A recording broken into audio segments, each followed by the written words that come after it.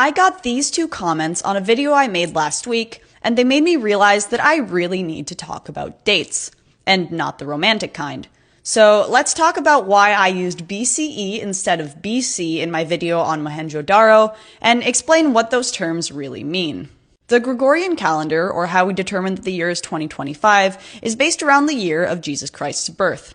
It was invented about 1500 years ago by a monk who wanted to replace a system based on the reign of Diocletian, the last Roman emperor who persecuted Christians. Because, unsurprisingly, that is a very depressing place to start your calendar.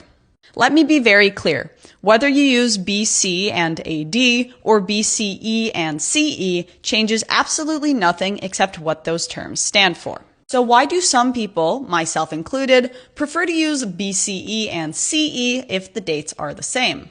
The term Common Era is actually a surprisingly old one, partly because the dates around Jesus' birth are slightly off by at least a couple years based on both historical and biblical evidence. So in theory, we should really be in like the year 2030, but I digress. There's also an argument to be made for consistency.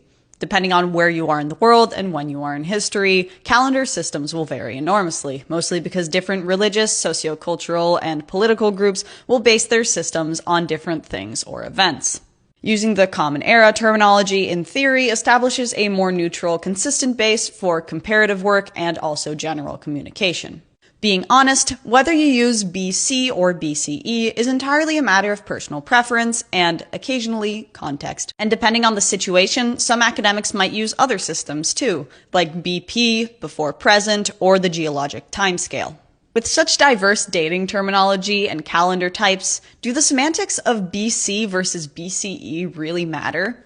I don't think so, especially since dates are essentially just wibbly-wobbly, timey-wimey stuff.